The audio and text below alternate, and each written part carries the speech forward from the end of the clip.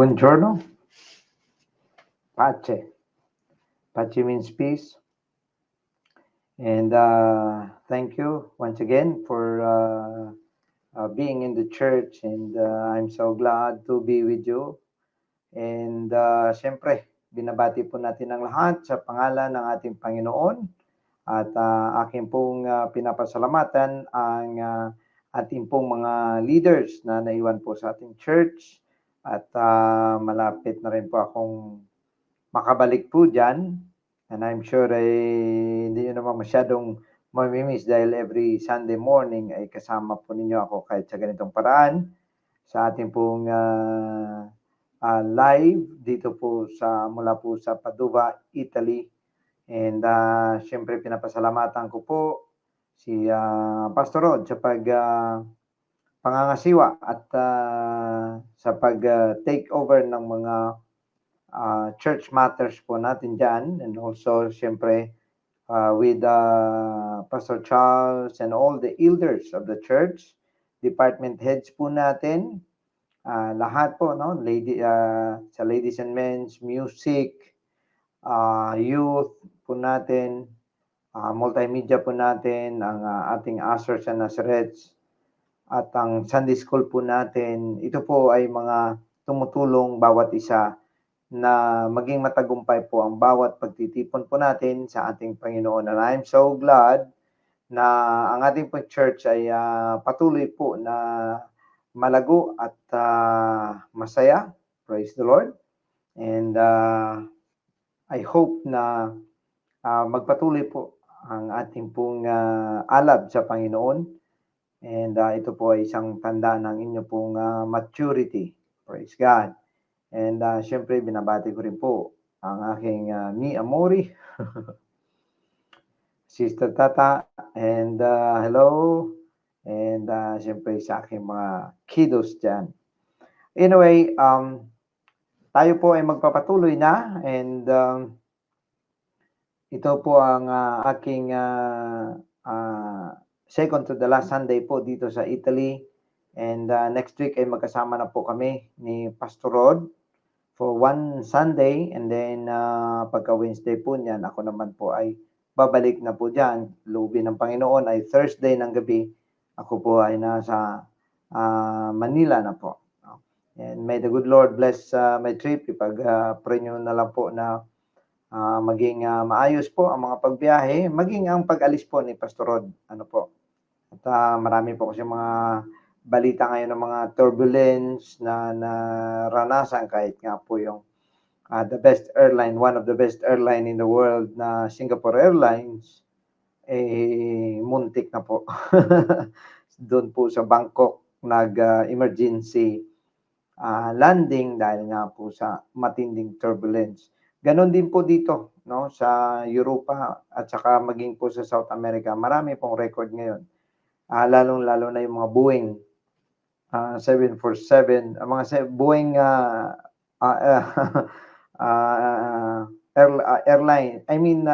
airplanes, ano po, pati nga doon sa NASA ay may problema pong Boeing.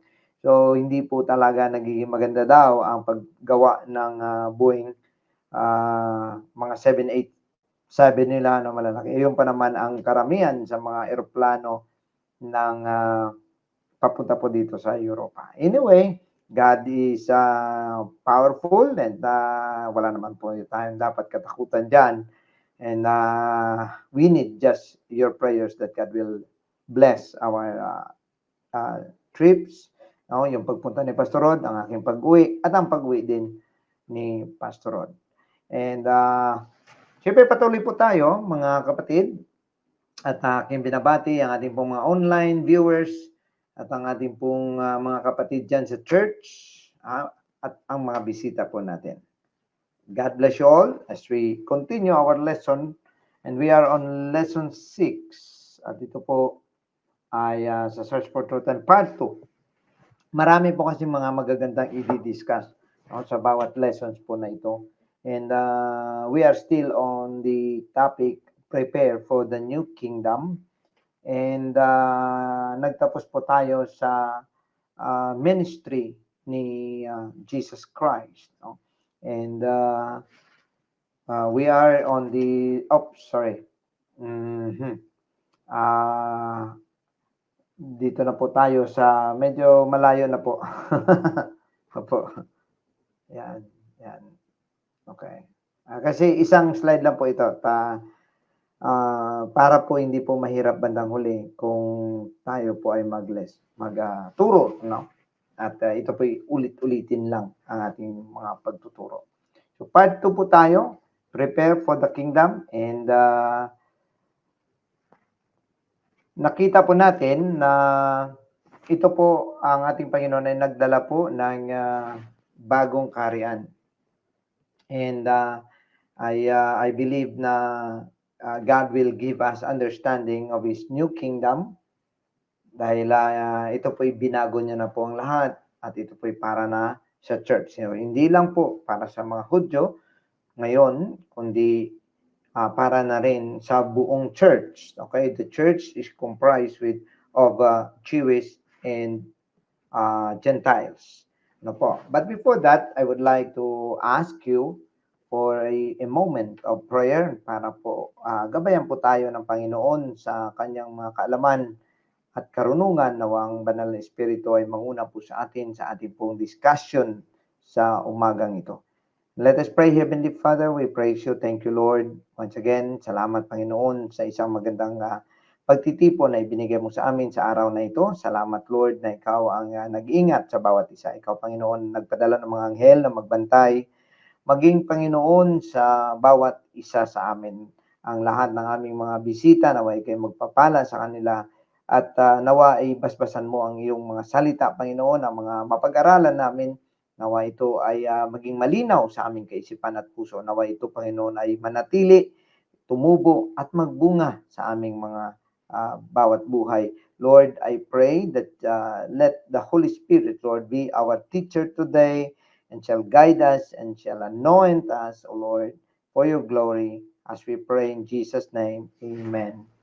All right. So, sa ministry po ng ating Panginoon, marami po siyang mga himalang ginawa at napakarami po talaga ng mga oppressed, mga disabled nung panahon ng ating Panginoon. And dumami sila dahil nga po sa for 400 years ay hindi po nagiging tapat ang Israel, and pinabayaan po niya ang bansang Israel. And kung makita po natin, mga kapatid, na ito pong saglit lang at medyo masyadong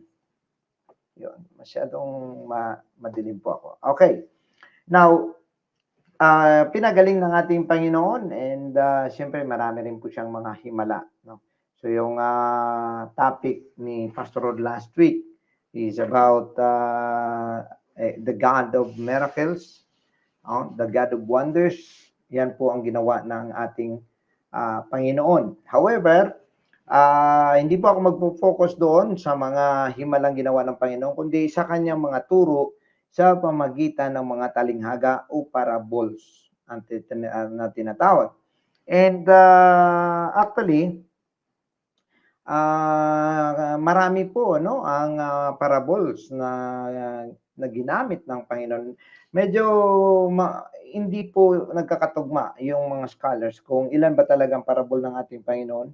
Dahil marami pong nagsasabi na may mga sinabi ang Panginoon na hindi na po parable, pero may mga nagsasabi naman na ito ay parable pa rin. Ano po? And but nevertheless, it is between 30 and 40. So there are more or less 40 parables that Jesus taught in the 4 gospel books. So marami po ito, at lahat ng ito, mga kapatid, ay may aral, and you have to only simplify your thinking that there are 3 lessons God is teaching us in his parables. Number 1, you can read that there, to teach us about God and his kingdom. Number 2, to teach us how to receive his word and commandments. Number 3, to teach us how to apply his word in our life. So there are only 3 lessons that that God would like us to understand. And kung tingnan po natin, unahin po natin itong talinghaga na ito, na number 1, ang pagtuturo tungkol sa Diyos, sa kanyang kaharian, sa kanyang karakter, sa kanyang attitude, tinuturo po ng Panginoon para maintindihan po natin bakit kailangan ituro ng Panginoon ito. Kasi hindi naman natin talaga kilala ang Diyos hangga't hindi niya po sinabi ang kanyang sarili. Tayo po ay nanguhula lang kung tutuusin, no? Marami po sa mga tao ang nanguhula lang tungkol sa Diyos. That is why ang nangyari nga po, mga kapatid, ay iba-iba po ang interpretasyon tungkol sa Diyos. Pero ito po ay pag-aralan po natin ay ang karakter ng Diyos at ano bang klaseng Diyos ang pinaglilingkuran natin. Kasi kapag naglingkod po tayo, dapat kilalanin po natin, no? Kagaya yan sa inyo, may mga amo kayo, may mga boss, di po ba? And siyempre, dapat alamin nyo ano bang gusto ng boss mo, ano bang hindi niya rin gusto. At ganon din yan kahit sa mga mag-asawa, di po ba? Inaalam ng lalaki ang gusto ng kanyang asawang babae at inaalam din ng babae kung ano ang ayaw ng kanyang asawang lalaki para pareha po sila makapag-isip kung paano po nila paglingkuran ang bawat isa. So the same way with God, we need to understand God because God understands us already. Alam na ng Panginoon kung anong klase tayo, pero hindi natin kilala ang Diyos. Dahil nga po, mga kapatid, sa tinatawag natin na ignorance. And andyan naman ang salita ng Diyos na magtuturo sa ating kung sino po ang ating pinaglilingkuran at paano ba natin siya paglingkuran, hindi naman po natin ito pinapag-aralan. And that is why it's very important that we need to understand, we need to know these lessons dahil ito po ay mag-i-establish ng ating total walk with God. Right? Yung may pagiging, ang tinatawag na Christian living should be understood fully para tayo po ay hindi po sumablay. Baka mamaya iniisip lang po natin na okay tayo tapos hindi pala okay, no? So kagaya niya, marami pong mga iba-ibang tinatawag na mga tingnan ko lang ano po kay bakit masyadong madilim ang aking alright, so saglit lang po masyado po talagang madilim ang aking video. Yun. Okay. Medyo, ayan. Alright. Now, number 1. Unahin natin ang mga talinghaga. Isa lang naman, no? Kasi sa sobrang dami na talinghaga, maubos.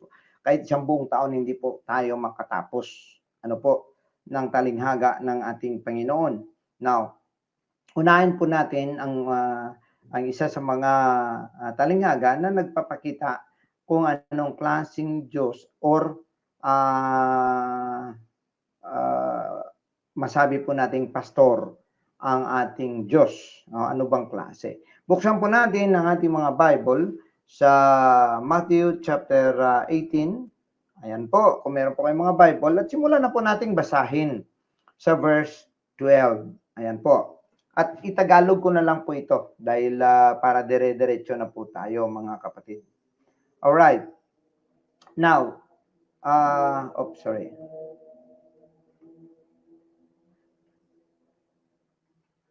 Simulan natin sa verse 12. Ito ang talinghaga ng the good shepherd or the lost sheep. So you can go on the other side, which is the good shepherd. That's the side of God, and on your side, which is the lost sheep. So sa ating side, lost sheep tayo. So whatever viewpoint na gusto mong tutukan, nasa sayo na yan. Now, in verse 12, nagsasabi rito, ano sa palagay ninyo? Kung ang isang tao ay may 100 tupa at isa sa kanila ay naligaw, hindi ba't iniiwan niya ang 99 sa bundok at lumakad siya upang hanapin ang naligaw? At kapag natagpuan na niya ito, tinitiyak ko sa inyo, higit siyang matutuwa para dito ng higit kaysa 99 na hindi naligaw. Now, kung makita natin dito, baka mamaya makapag-isip tayo, so mas mabuti pa ba na gusto pa ba ng Diyos yung yung nagpariwara sa mundo kaysa sa mga taong nandiyan na sa church or naglingkod na po sa kanya or mga matutuwid na, no? Sa totoo lang mga kapatid, ang ating Panginoon ay nagsasalita po dito doon po sa simula. Na ang simula po ng tao, lahat po ay naligaw. Lahat po tayo ay mga tupang ligaw po talaga. Wala pong isa sa atin na namulat po tayo tapos hindi po tayo naliligaw. Kahit nga po sa church ka pa pinanganak eh. No? Minsan nga, mas worst pa nga ang naging buhay nung mga naipanganak na sa church dahil nga po sa parang ang dami pong mga explorations na gusto nilang subukan at yan po ay nagiging masama na epekto po sa kanila at sila po ay nagiging hard stance pa nga actually doon sa mabuting balita at sa paglilingkod sa Diyos. Kaya po na pag tinignan po natin, lahat po talaga ay naligaw ng landas. So, hindi po tayo namulat na wala na pong kasalanan, kundi pagkagising po natin, makasalanan na tayo. So, naligaw na tayo dyan. Tapos, kahit lumaki ka pa sa church, ay posible pa rin naliligaw ka. So, ang sinasabi dito ng ating Panginoon, kapag mayroong nawawala, ay hahanapin niya at kanya itong ika nga ibabalik. Dito nagpapakita, mga kapatid, na bawat isa sa atin ay may halaga sa ating Panginoon. Ayan, no? Isang magandang balita na bawat isa pala sa atin ay meron pong mahalagang bagay or mahalagang value sa Diyos na kahit isa lang sa atin pala ay nawala, hahanapin tayo ng Diyos. In fact, lahat ng tao ay hinanap po ng ating Panginoon. Hindi nyo lang alam kung saan kayo natagpuan ng Diyos. Hindi dito sa church minsan. Ano po, kadalasan po, natagpuan kayo ng Diyos doon po sa mga inuman, sa mga barkadahan, sa mga minsan nga natagpuan ka ng Diyos doon pa sa sakit, no? Doon sa kapigatian, doon sa problema. Minsan doon ka nasalubong ng ating Panginoon. However, hinanap ka talaga ng Diyos at ang tao lang naman talaga ang umaalis. Ang Diyos naman ay hindi umaalis po, mga kapatid. Pero kung saan po tayo napunta, pinupuntahan pa po tayo ng ating Panginoon. And ano po yung tinutukoy niya na siyam na putsyam? Actually, mga kapatid, it is not existent. Ano po? It is not existent yung siyam na putsyam because ang lahat nga ay napariwara. Lahat nga tayo ay parang naligaw ng landas. Ano po? And however, ang church, pagdating po natin dito sa church, tayo po ay nasa Panginoon and so ang ating Diyos ay meron pa ring concern sa bawat isa na mawawala sa kanyang harapan. And kampante naman po siya na ang mga naiwan na ito ay magpapatuloy sa kanya. So hindi naman po nawala ang provision ng Diyos sa mga naiwan, hindi po sa mga nagpapatuloy, no? Hindi po nawawala yung kapangyarihan ng Diyos sa mga nagpapatuloy. Bagkus gumagawa ang Diyos ng paraan doon po sa mga nawawalang tupa. So dito natin makita ang karakter ulit ng Diyos na minahal niya po tayo ng higit na gumagawa po siya talaga ng paraan at sa totoo lang halos wala na po tayong may nagawang ika nga'y pamamaraan maliban sa tayo po yung naglilingkod sa Kanya. Yun na lang po ang ating naisip. Kaya nung natagpuan niya ito ay natuwa siya ng higit kaysa sa mga nandun na sa loob. Kasi pag nandun na, secured ka na, okay, nakuha ka na. So that's okay. Pero yung nasa alabas, mga kapatid, yun ay papunta pa ng impyerno. So dahil ayaw ng Panginoon, dahil pare-pareha naman tayong nilikha ng Diyos, ayaw niya na mapunta sila sa impyerno. At sa totoo lang mga kapatid, tayo ang ginagamit ng Diyos para na ang mga taong ito ay maabot pa po natin at makakilala sa ating Panginoon. Now ngayon, ang sabi nga rito sa 14 na pinapaliwanag, gayon din naman. Take note hindi kalooban ng inyong amang nasa langit na ang isa sa maliliit na ito ay mapapahamak. Ibig sabihin nito mga kapatid, hindi po malaga rito kung gaano ka kayaman, gaano ka kapobre, gaano ka kapugi, gaano ka kapangit, gaano ka ika nga'y kayaman at no? Wala po rito. In fact, from high to low and from low to high are all the same with God. Sabi pa nga ng Biblia, God is no respecter of persons. He doesn't respect anybody, no? Kasi nga sa totoo lang mga kapatid, kahit ikaw ngayon ay marami kang pera, wala po 'yan sa harap ng ating Panginoon dahil alam naman ng Diyos sa kanya naman 'yan kung tutuusin. Hindi naman po 'yan galing lang talaga sa atin kasi kung tutuusin walang-wala tayo nung mapunta tayo dito sa lupa. Ni damit wala nga po tayo mga kapatid. Sino po nag-provide? Ang Diyos po yung nag-provide ng lahat.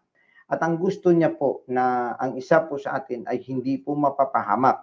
No, ngayon, kung ikaw, makita natin ang ating mga sarili doon po sa impyerno, mga kapatid, hindi na po ang Diyos ang dapat sisihin dyan, kundi ang sarili mo dahil binigyan ka ng Diyos pero hindi ka tumalima at lalo na yung tao dito sa buong mundo mga kapatid karamihan ay hindi na po nakakaalala kung paano paglingkuran ang Diyos. Kaya that's the number one thing that we need to understand, that God doesn't want us to perish. Di ba? But everyone should come to repentance. So we need to repent. Yan po yung plano at gusto ng ating Panginoon. All right. Now, pangalawang lesson, no? Sa mga parable kasi ng Panginoon, 'di ba? Sinasabi niya ganito po ang makilala natin ng Panginoon. So ngayon nakilala natin ng Panginoon na isa siyang mabuting pastor, isa siyang mabuting mangangalaga. Ano po? Siya po ay isang mabuting shepherd ng ating pong mga kaluluwa. Number 2 naman po na sinasabi natin kanina na ang mga hatalinghagang ito ay magtuturo sa atin kung paano naman natin tatanggapin ang salita ng Diyos at hindi lang yan, paano ka mag-respond. Anong iyong response sa word and commandments of God? So, yung mga parable tinuturo, okay, ikaw, ito yung dapat mong gawin. Alright? So, isa sa mga halimbawa rito is the sower, which is which could be found in Matthew chapter 13 verse 1 to 23. So mahaba-haba po ito mga kapatid, i-discuss natin. Kaya dito lang po ako nag-focus sa mga talinghagang ito. Basahin po natin. Kung meron po kayong mga Bible, simulan po natin sa verse 3. Ang sabi po ng Matthew 13:3, at marami siyang isinasalaysay sa kanila sa magitan ng mga talinghaga. Sinabi niya, makinig kayo, may isang manghahasik na lumabas upang maghasik. Ibig sabihin, sower po yan. Hindi yung maghahasik ng lagim, kundi sower po. Ibig sabihin, taga-tanim. No? Farmer, ika nga. At habang siya ay naghahasik, may mga binhing nahulog sa tabing daan at dumating ang mga ibon at inubos nila ang mga ito. So, nung paghasik niya, meron pong napupunta sa tabing daan. Okay?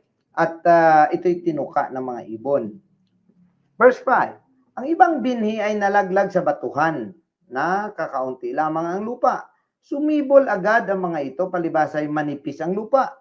Ngunit, ibig sabihin, hindi na siya nalibing sa lupa, nasa taas na siya, so kaagad-agad, nung mabasa na siya at nagkaroon na ng liwanag, sumibol po siya agad. Palibhasa ay manipis ang lupa. Ngunit, pag sikat ng araw, ang mga iyon ay napaso sa init at dahil hindi pa nagkakaugat ang mga iyon, ay tuluyan ng nalanta.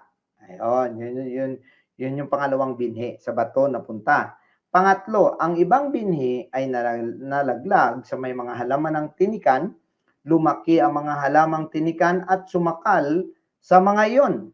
Ang ibang binhi ay nalaglag sa mabuting lupa at nagsipamunga. Ang iba ay tig-100, ang iba ay 40, ang iba ay 30. Now, merong binhi na nalaglag naman dito sa may mga tinikan, no? At lumaki ang mga halamang tinikan at sumakal, ibig sabihin nalampasan pa siya ng mga tinik o damo, ito namang binhi. No? Pero meron namang binhi na napunta talaga sa magandang lupa at namunga ito. Merong tig 100, merong tig 4-6 na po, merong 30. It doesn't matter to God if you can see it. No? Sinasabi nga natin, Panginoon, whether masyado kang maraming nagiging mabunga ka ng sobra, ang iba naman ay medyo ganito lang ang bunga. But what matters most with God is that you bear fruit. Yun po ang gusto na makita ng ating Panginoon. Now, patuloy lang po tayo. Sabi ng verse 9, ang mga may pandinig, makinig. Ibig sabihin, pagka ganito kung sinasabi ng Panginoon, bigyan daw po natin ng atensyon.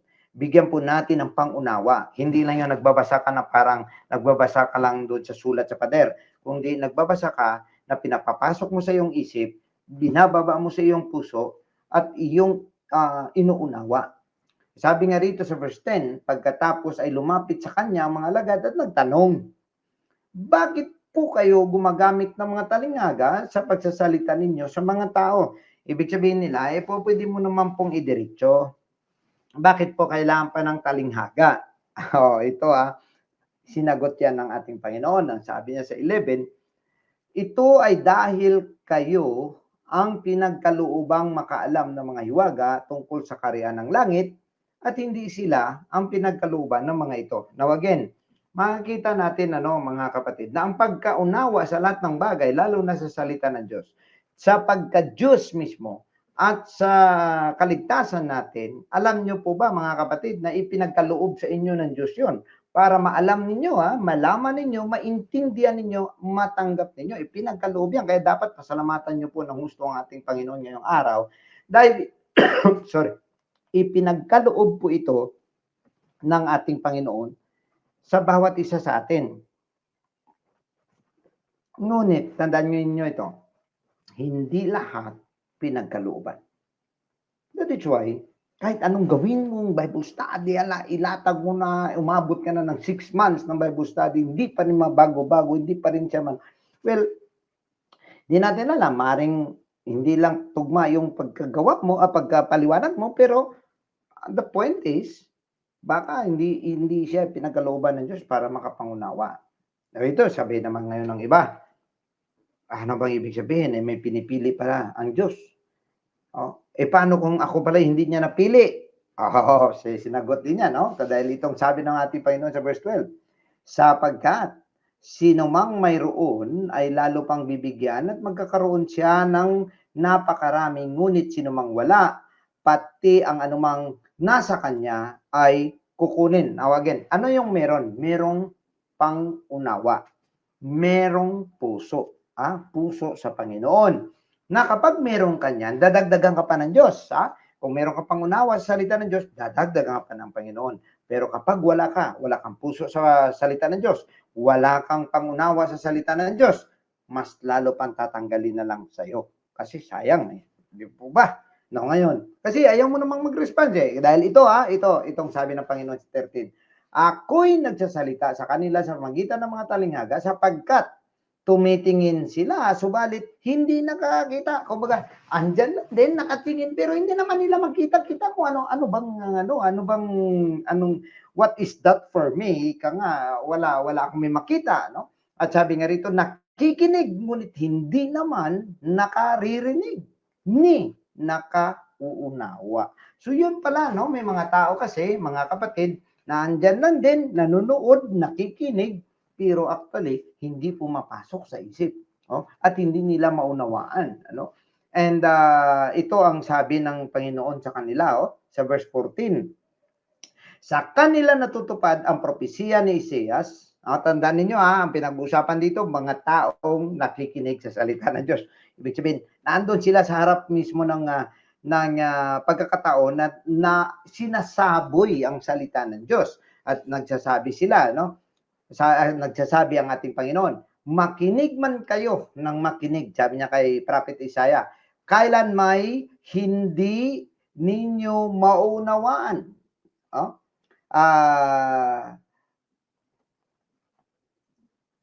Ano ba ito? Ang sabi rito, kasi, sorry, nakaiwan ko ba anong ginagawa ng, ano na ito at, hindi ayun, hindi yun, yung yung slide ko po. Tumingin man kayo ng tumingin, hindi kayo makakakita. Oh, kailanman hindi ninyo maunawaan, tumingin man kayo ng tumingin, hindi kayo makakakita. Puwede sabihin ba ng mga tao, ibig bang sabihin, dahil hindi kami pinili ng Diyos, ngayon ang dahilan pala na hindi kami pinili ng Diyos, hindi kami makakita, kasalanan ba naming hindi makakita? Hindi po, hindi po.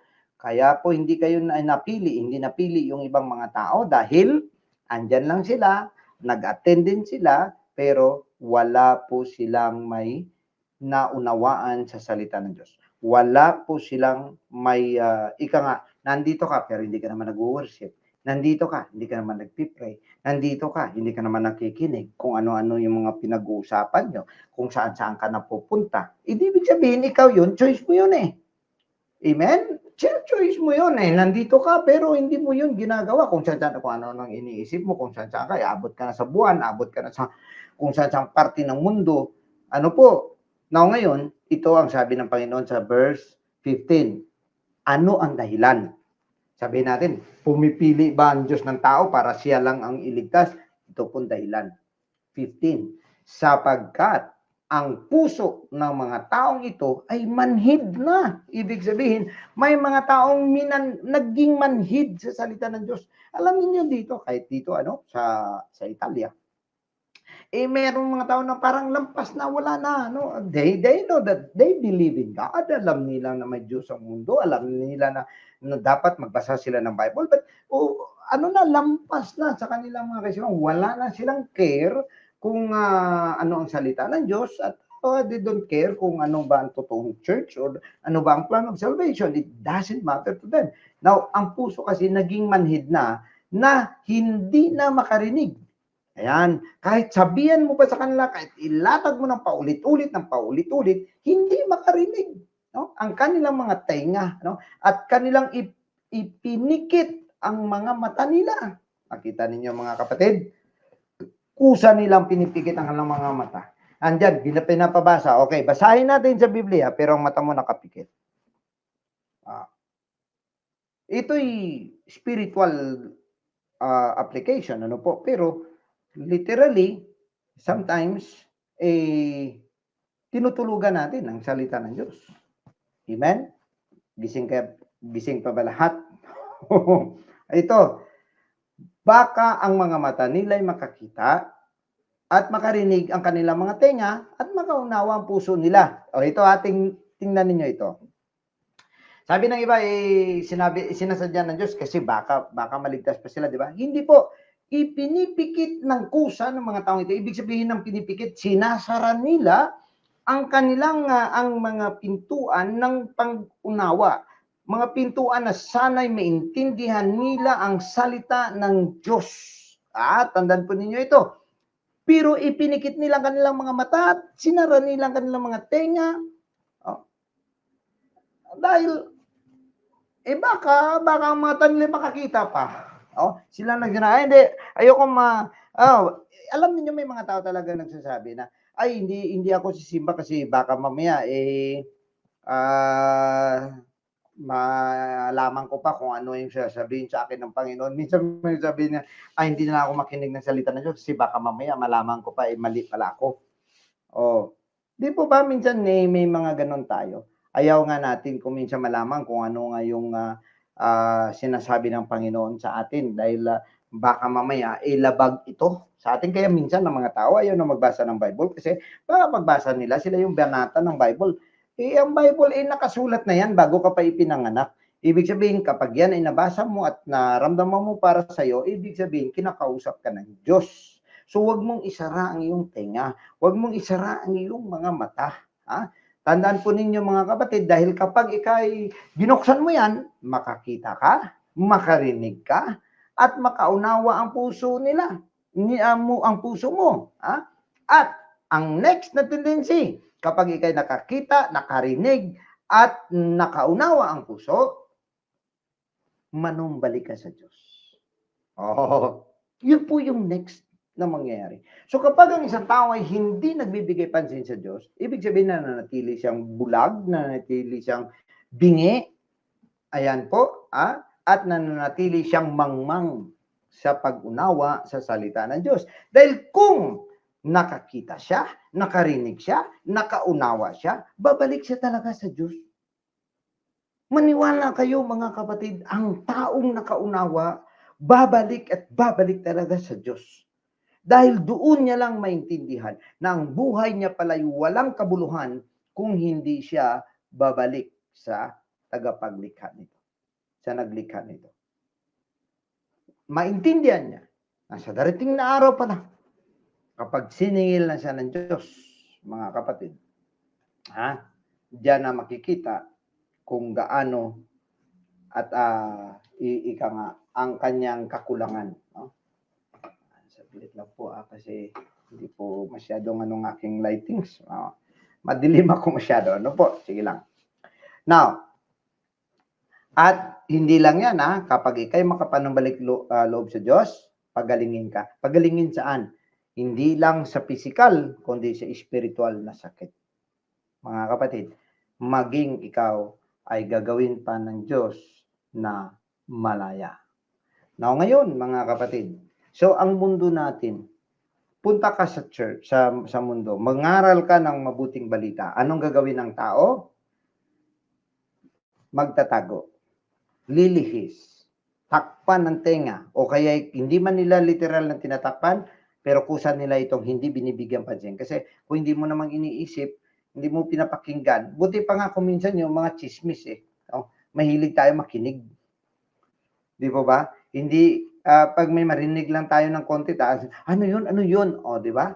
Pero pagkasalita ng Diyos, Bible, sige, tayo na. O, di ba? Minsan ganun ng tao. O, so tandaan natin, mga kapatid, na kapag ikaw ay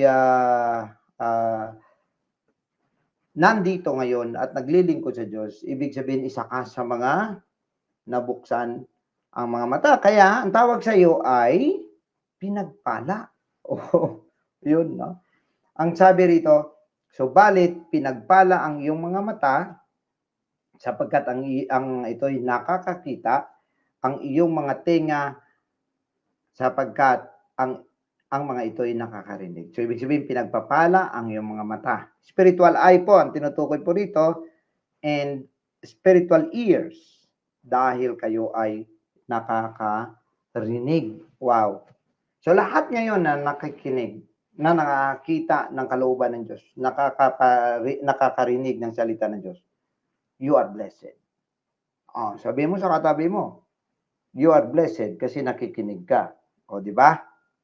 Di sabihin mo rin sa sarili mo, I am blessed kasi nakikinig ako. Amen? O, ngayon, ang sabi po ng ating Panginoon, ito po para mas lalo pong ninyo ma-appreciate itong pagtanggap sa Panginoon at sa paglilingkod sa Panginoon.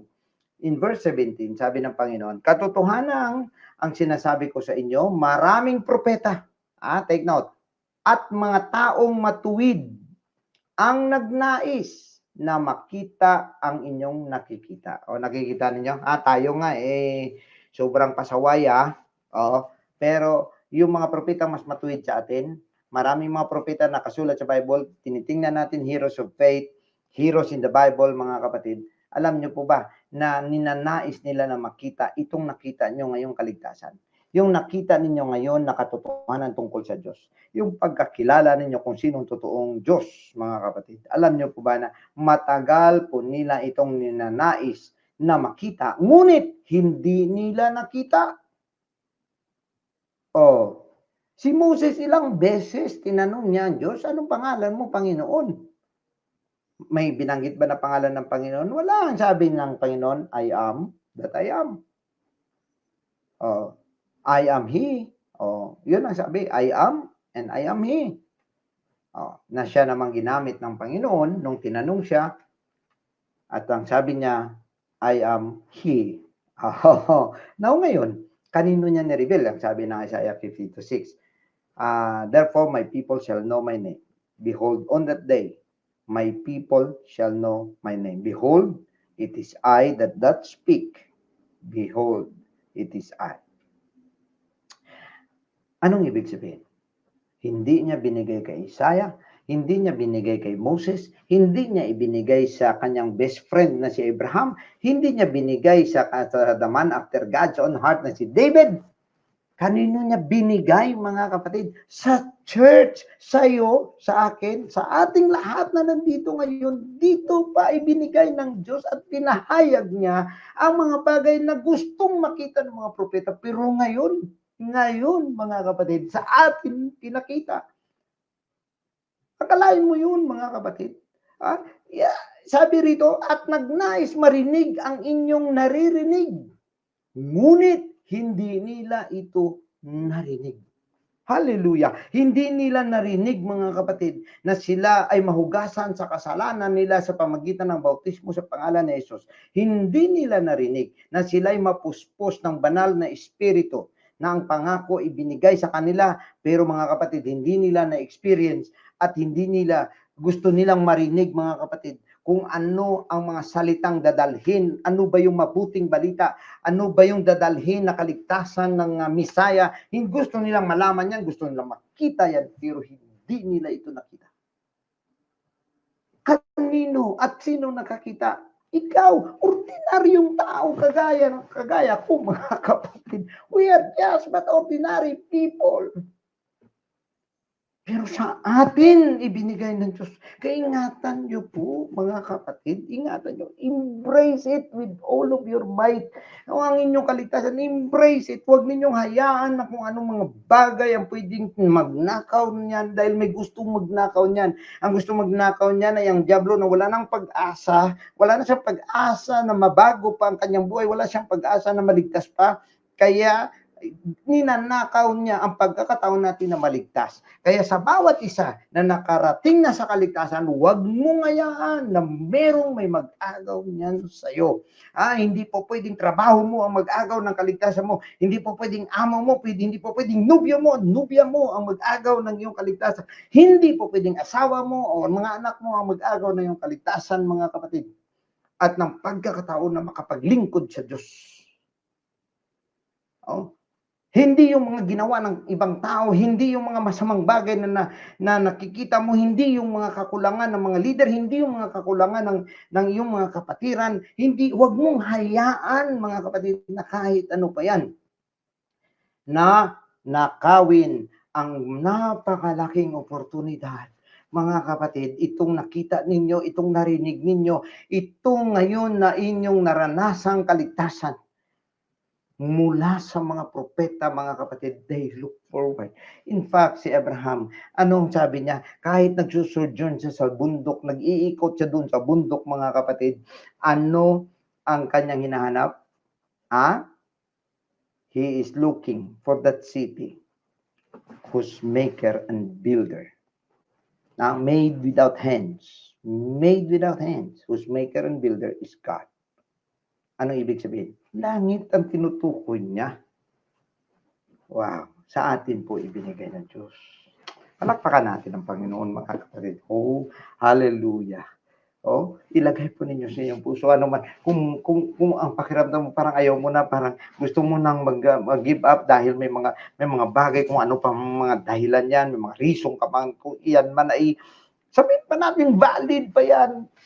Pero kung yan ay makatanggal sa iyo sa paglilingkod sa Diyos, neglect it. I-discard mo yan. Ibato mo yan sa malayo, mga kapatid. Dahil hindi po pwede. Hindi po pwede hawakan mo ng maigi, ng mahigpit ang kaligtasan na iyong nakamtan, mga kapatid, because it is a rare gem, a rare treasure. Hallelujah. Amen? Ngayon, pakinggan natin ang ibig sabihin ng talinghaga. Alright. Sabi ng Panginoon, pakinggan ninyo ang ibig sabihin ng talinghaga ng maghasik. Verse 19. Kapag ang isang tao ay nakikinig tungkol sa kaharian, ngunit hindi niya ito inuunawa, dumarating ang diablo at at inaagaw ang naihasik sa kanyang puso. O, kita nyo na? Naintindihan nyo na ngayon ang ibig kong sabihin kanina na may gustong magnakaw niyan. May gustong mag-agaw niyan. Merong hindi masaya na naligtas ka. Ngayon, gusto mo pa siyang maging masaya palalo? O, ay, hindi surrender ka na lang. Punta ka lang sa kanya. Mas lalo magpipista din siya. Pero mga kapatid, kung manatili ka sa Panginoon, tandaan po natin ito, the devil cannot let you get out of God. Wala po. Hindi po kaya ng diablo yun. It will be your own decision. Amen? O ano? Anong nangyari? Ito ang tinutukoy na mga naihasik sa tabing daan. Ibig sabihin, sila yung nakarinig ng plan of salvation, nakarinig ng mabuting balita, pero hindi nila ito inunawa. Para bang nakinig lang at nag-ano lang, no? Ay, so, itong aking ilaw, hindi na po tumatama. Alright, madilim kasi pagka may lightings na iba. Ayan, no? Pasensya na po kayo, ha? Okay, so anyway, hindi naman importante yung mukha ko. Buti nga medyo madilim-dilim. Hindi naman kaaya-ayang mukhang ito. Anyway, anong sabi ng pangalawa, verse 20, tungkol naman sa mga naihasik sa mga batuhan, ito ang taong nakikinig ng salita at agad itong tinatanggap ng may kagalakan. Ibig sabihin, nung narinig niya ang salita ng Diyos, wow, I love it. Gusto ko yun. Gusto ko maglingkod sa Panginoon.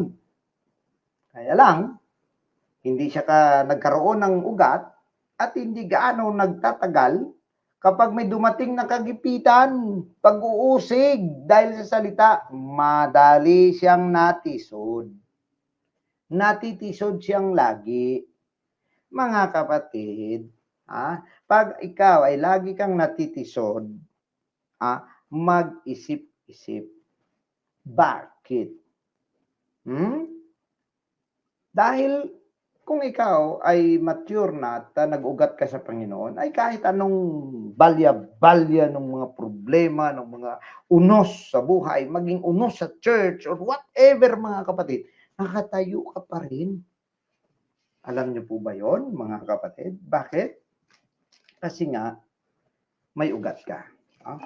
Hindi ko maintindihan talagang. Okay, now ngayon. So yung mga salitang ito,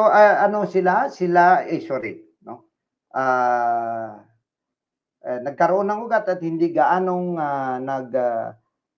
nagtagal. And okay, sorry po, at medyo naputol nabura ko yung aking slide, but anyway, ako po ay magbabasa po ng sa inyo ng sa Bible, basahin.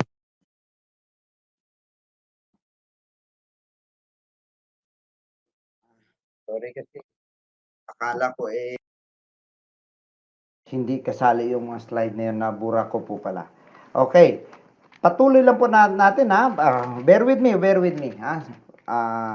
sorry. And dito po tayo sa verse 13. Ayan.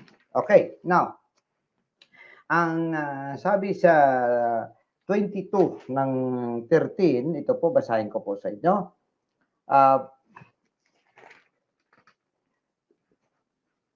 He also that receiveth seed among the thorns is he that heareth the word, and the care of this world. Take note, and the care of this world, and the deceitfulness of riches. Anong nangyari? Choke the word, and it becometh unfruitful.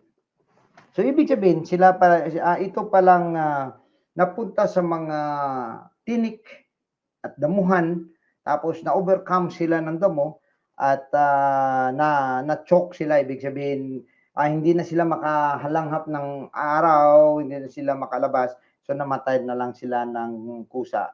Or kung tumubo man, hindi po sila nagiging mabunga. Kagaya po ng mga puno na nasa ilalim po ng isang malaking puno, hindi po nagiging mabunga ang kanila pong mga puno, di po ba? So, kagaya niyan, ano po, minsan sa atin sa paglilingkod natin sa Panginoon, ang ganda naman sana, tumubo naman tayo sa Panginoon. Kaya lang, yung mga material na mga bagay, yung mga lay-aluho ng mundong ito, yung mga bagay na gusto nating gawin sa mundong ito, ito po yung nag-cover sa atin. Kumbaga, na-overwhelm po tayo. So, the cares of this world. Anong nangyayari? Nauubos ang oras natin sa paghahanap ng pera, nauubos ang dahil sa dami na ng luho natin, kailangan natin ng maraming pera, at dahil kailangan natin ng maraming pera, kailangan natin magtrabaho ng todo-todo. At kapag kailangan natin magtrabaho, hindi na po wala na po tayong time sa salita ng Diyos, wala na po tayong time sa prayer, wala na po tayong time sa fellowship, wala na rin po tayong time sa pagsamba. Ayan. Hindi ka na rin makapagpuri sa Panginoon. Right? So, yan po ang mga napunta sa mga dawag. Sa 23, but he that receiveth seed in the good ground is he that heareth the word. Take note, yung mga nasa magandang lupa. Heareth the word, understand it, which also beareth fruit, and bringeth forth some 100-fold, 60, some 30. Ayan. Ibig sabihin mga kapatid, kapag ikaw ay nasa magandang lupa, ikaw ay tumutubo, nagmamature, nagbubunga ng marami. Alright? Ibig sabihin, kung hindi ka nagbubunga, may problemang lupa na kung saan ka. Alright? So mga kapatid, tayo dapat ay maging mabunga. Yan po'y palatandaan na tayo po'y naunawaan natin ang salita ng ating Panginoon. Pangatlong lesson po na binibigay po sa atin ng Panginoon is, ito na po.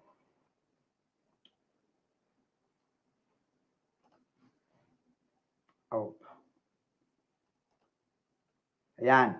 To teach,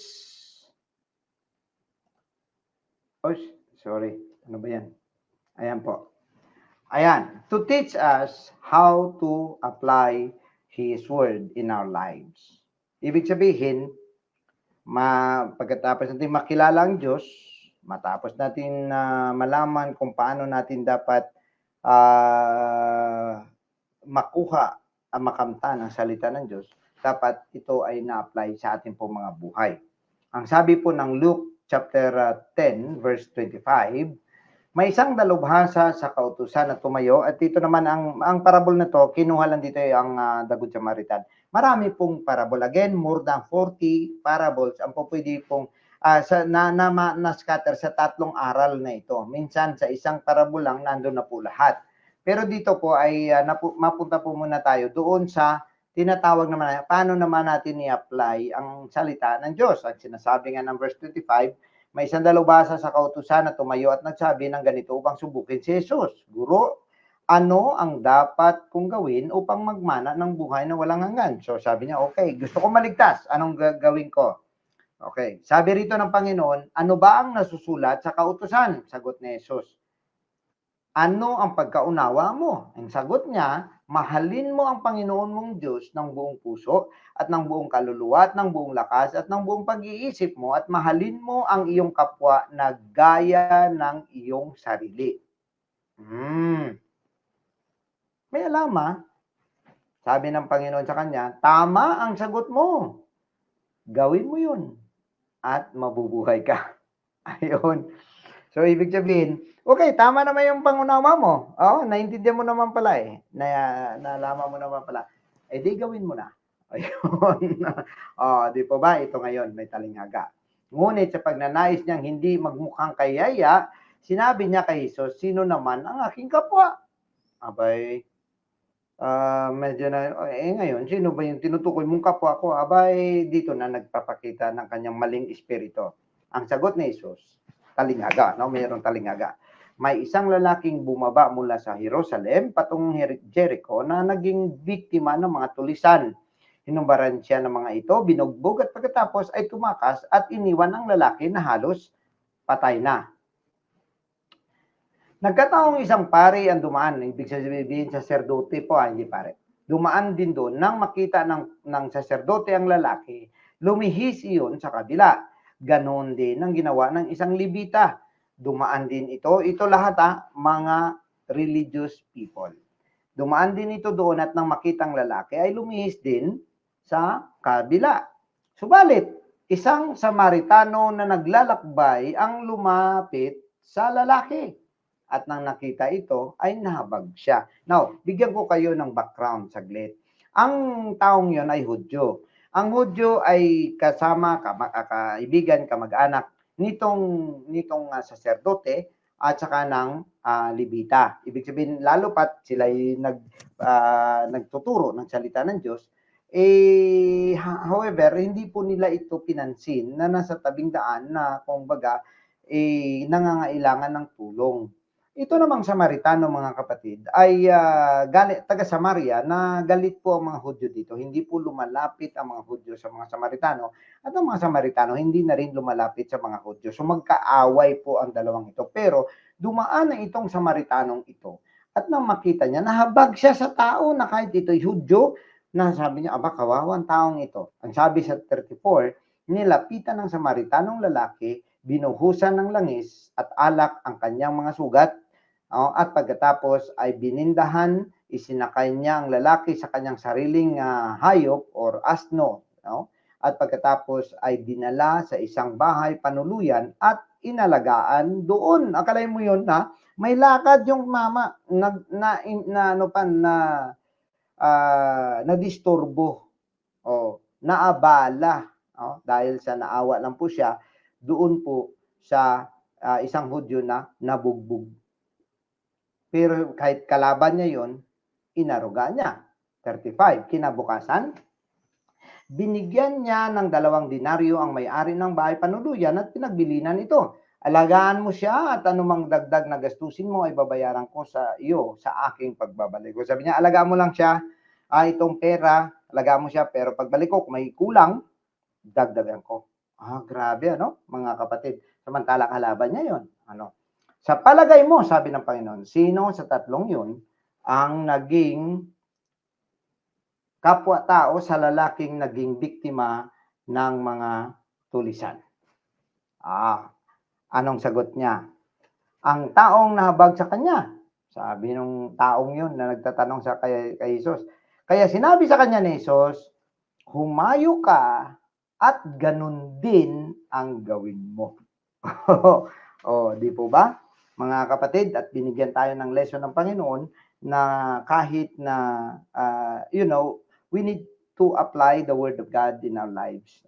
So, hindi tayo po pwedeng magsabi na perfect na tayo sa salita ng Diyos. Lagi naman tayong nagsisimba, lagi naman tayong nananalangin, lagi tayong nagpa-fasting. Pero kung hindi naman pala natin ito ina-apply sa buhay natin ang salita ng Diyos, wala pong kabuluhan. Now, as a recap, dito na po tayo magtatapos. 3 lessons ang dapat nating maintindihan. Number 1, know and understand God.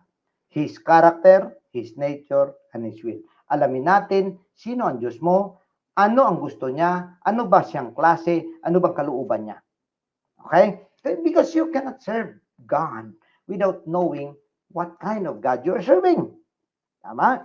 Dapat unahin mong alamin at kilalanin ng Diyos. Number 2, make the Word of God a treasure of your heart. Kasi sabi pa nga, where your treasure is, there will be your heart also. Ibig sabihin, kung ang treasure mo ay ang mundo at ang pera, doon ka lagi.